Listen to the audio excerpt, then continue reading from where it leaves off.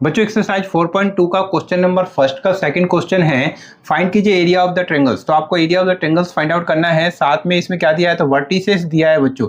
ये जो तीन दिखाई दे रहे हैं ये आपके वर्टिसेस हैं बच्चों, और आपको area of the triangles find out करना है बच्चों। तो एरिया ऑफ द ट्रायंगल्स के लिए आपको यहाँ पर ध्यान देना है बच्चों कि एरिया ऑफ द ट्रायंगल्स के लिए आपको ये फॉर्मूला यूज करना होता है बच्चों, जब आपको ट्रायंगल्स के तीन वर्टिसेस पता है। बहुत आसान क्वेश्चन है बच्चों, वीडियो को पूरा वॉच करें, आसानी से समझ में आ जाएगा। तो कैसे सॉल्व करेंगे, तो यहाँ पर ये जो तीन पॉइंट दिए हैं बच्चों, इसको आपको क्या करना है, लेट कर लेना है कि ये ए बी सी है। तो लेट करके चलते हैं बच्चों। तो लेट करें कि ए कौन सा पॉइंट है, तो ये आपका 2 7, ठीक है।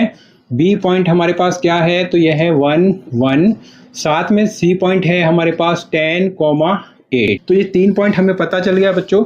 अब आपको क्या करना है, area of the triangles find out करना है। तो फॉर्मूला ये वाला ही यूज करना है। तो क्या करें, तो आपको लिखना है now area of the triangles. तो कौन सा ट्रायंगल्स है, तो ट्रायंगल्स है ए बी सी, क्योंकि हमने जो वर्टिसेस सेलेक्ट किया वो ए बी सी कहा, तो ट्रायंगल्स क्या हो जाएगा, ए बी सी हो जाएगा। तो एरिया ऑफ द ट्रायंगल्स क्या हो जाएगा, तो फॉर्मूला आप यूज करें बच्चों, तो 1/2 और ये आपका x1 x2 x3 y1 y2 y3 1 1 1, ठीक है। अब क्या करें बच्चों, तो इसमें आपको x1 x2 x3 y1 y2 y3 का वैल्यू पुट कर देना है और सॉल्व करना है। तो 1/2 x1 x2 x3, तो ये आपका x1 है, ये आपका x2 है, ये आपका x3। तो x1 क्या है 2, x2 है 1 और x3 है 10। तो पुट करेंगे यहाँ पर, तो क्या होगा 2 1 10 y1 y2 और y3। तो y1 y2 y3 क्या है, तो ये आपका y1 है, ये आपका y2 है, ये आपका y3 है।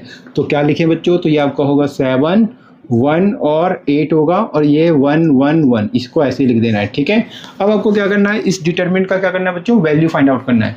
तो डिटरमिनेंट का वैल्यू फाइंड आउट करने के लिए आपको क्या करना होता है कि एक रो या कोई भी एक रो या कोई भी एक कॉलम कंसीडर करना होता है और उसके अलोंग इसका वैल्यू फाइंड आउट करना होता है। लेकिन मैं जनरली कैसे करता हूँ बच्चों, तो फर्स्ट रो को कंसिडर कर लेता हूँ, उसी के अलोंग सॉल्व करता हूँ। तो इसमें भी हम सेम करेंगे बच्चों। तो फर्स्ट रो को आपको क्या करना है बच्चों, कंसिडर करना है। तो फर्स्ट रो के अलोंग इसका वैल्यू हम फाइंड आउट कर रहे हैं बच्चों।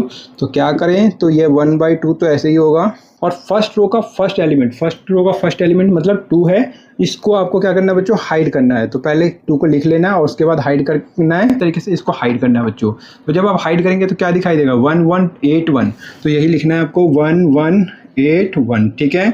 इसके बाद आपको फर्स्ट रो का सेकंड एलिमेंट को हाइड करना है बच्चों, मतलब 7 को हाइड करना है, लेकिन साइन कैसा लेंगे, माइनस का, और 7 को हाइड करेंगे और डिटरमिनेंट के अंदर देखेंगे क्या दिखाई देता है। तो 7 को जब आप हाइड करेंगे तो हॉरिजॉन्टल और वर्टिकल, तो वर्टिकल तो इस तरीके से हो गया, हॉरिजॉन्टल इस तरीके से हो गया। तो क्या दिखाई देगा, 1 1 10 1।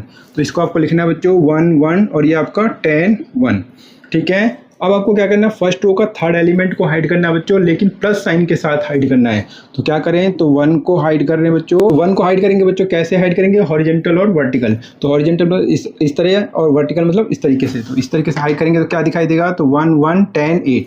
तो आपको लिखना है 1 1 और ये आपका 10 और ये आपका 8, ठीक है। और क्या करें, यहाँ पर मैंने ब्रैकेट लगा लिया बच्चों, क्यों, क्योंकि ये जो डिटरमिनेंट का टोटल वैल्यू आएगा इसका 1/2 से क्या करना है, मल्टीप्लाई करना है। तो इसके आगे सॉल्व करेंगे बच्चों, तो क्या होगा 1/2 और ये क्या होगा, तो ये आपका 2, और इसका वैल्यू कैसे फाइंड आउट करेंगे बच्चों, तो 1 × 1 1 हो गया, माइनस करेंगे 8 का 1 से मल्टीप्लाई करके, तो क्या आएगा 8, तो ये माइनस, ठीक है।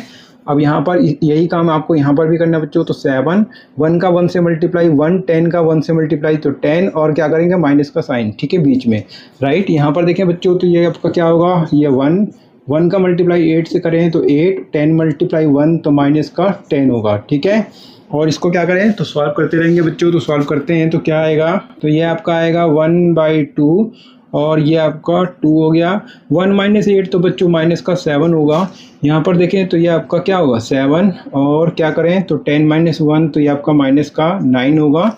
ये आपका प्लस का 1 और 10 - 8 तो माइनस का 2। इसके आगे सॉल्व करेंगे बच्चों, तो ये आपका क्या होगा 1/2 और क्या होगा, तो 2 × -7 तो माइनस का 14, और ये क्या होगा, माइनस और माइनस ये आपका प्लस का साइन। 7 का मल्टीप्लाई 9 से करें बच्चों तो ये आपका 63, और इसी तरीके से यहाँ पर देखें बच्चों, तो 2 का मल्टीप्लाई 1 से तो 2 होगा, और प्लस माइनस माइनस तो माइनस का 2, ठीक है। इसको आगे सॉल्व करेंगे तो 1/2 -14 और -2, तो माइनस का 16 और प्लस का 63, राइट। आगे सॉल्व करें तो 1/2, तो 63 - 16, तो 13 - 6, तो ये आपका 7 होगा। यहाँ 5 होगा, 5 - 1, तो ये आपका 4, तो 47। इसको सॉल्व करेंगे बच्चों तो ये आपका 47/2 हो जाएगा। अब ये जो वैल्यू आ रहा है बच्चों, यहाँ पर देखें प्लस का वैल्यू आ रहा है, तो इसमें आपको इसका मोड का साइन लेने की जरूरत नहीं है। अगर ये माइनस का वैल्यू आता है बच्चों, सपोज करें ये माइनस का 47 आता, तो मैं इसका मोड का साइन लेता बच्चों और 1/2 से मल्टीप्लाई करता। क्यों?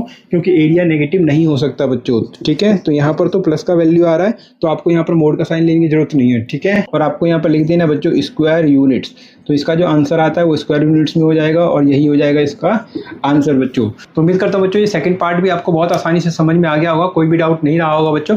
अगर अच्छे से समझ में आता है तो वीडियो को लाइक करना मत भूला करो, और चैनल पे नए आते हैं तो प्लीज चैनल को सब्सक्राइब जरूर कर लेना बच्चों। साथ में कमेंट करके मुझे जरूर बताया करें कि आपको अच्छे से समझ में आ रहा है बच्चों।